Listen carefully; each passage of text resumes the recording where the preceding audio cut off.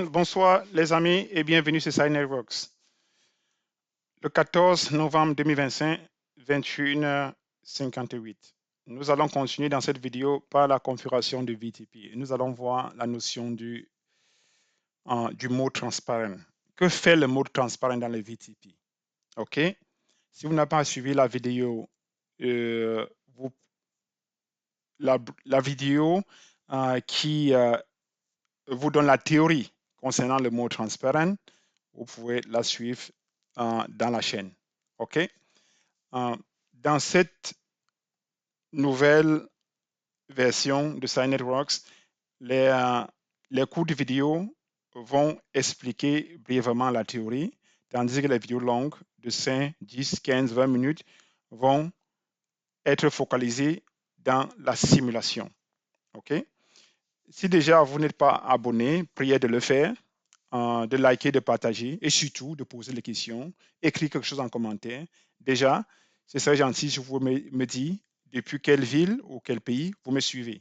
Je suis en Allemagne, comme je l'ai indiqué, il est actuellement 21h58 en Allemagne.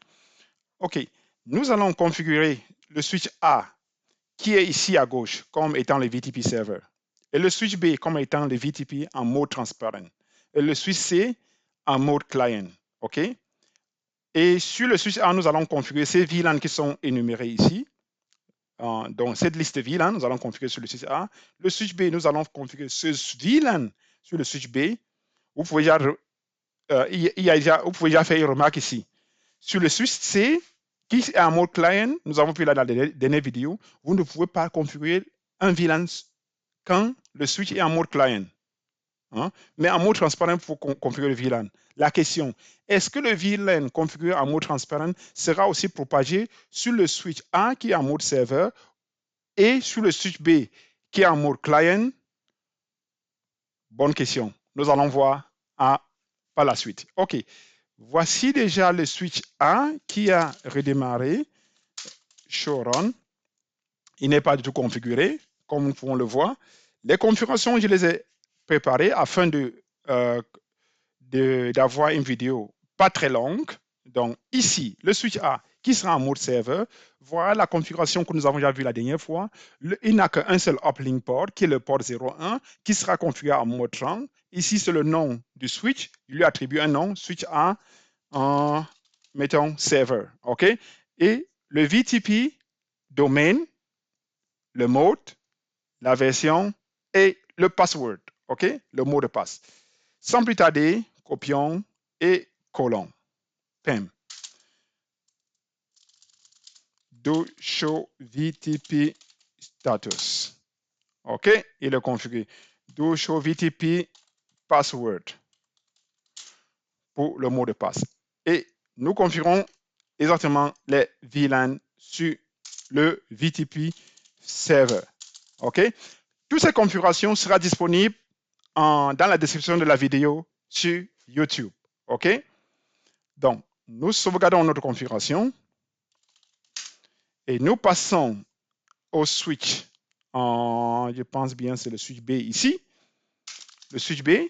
Nous allons configurer le switch B. Fait la même chose à la différence que nous allons juste configurer ce VLAN sur le switch B et le switch B est en mode transparent. OK? Ça veut dire, je vais appliquer cette commande. Que je configure le VLAN avant ou après, ce n'est pas grave parce que avant, il est sur le mode serveur.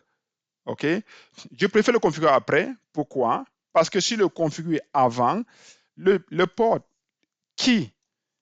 donc cette connexion qui va au switch A sera configuré comme 30 jusqu'à ce que je configure le VTP en mode transparent, il aurait déjà envoyé sa VLAN database au switch A et reçu le VLAN database du switch A. Donc, cette configuration, je la place après X, là. OK? Et vous saurez pourquoi tout à l'heure dans les explications. Donc, je copie de là à là. Je configure ce switch. Et là, je copie la dernière partie. do show VTP status. Vous allez voir qu'il est en mode transparent. OK? Il est en mode transparent. Le mot de passe doit passer. Regardez, en temps normal, s'il était en mode client, étant donné que le uplink ici est entrant, il devrait recevoir les VLAN du serveur. Est-ce qu'il a les VLAN du serveur? Do show VLAN. Of course not. Naturellement, non. Il ne doit pas recevoir les VLAN du serveur puisqu'il a un mode transparent. En mode transparent, je peux configurer le VLAN. Tout VLAN configuré dans le mode transparent n'est que configuré localement dans sa base de données de VLAN. OK? Si il dit là, dire, end,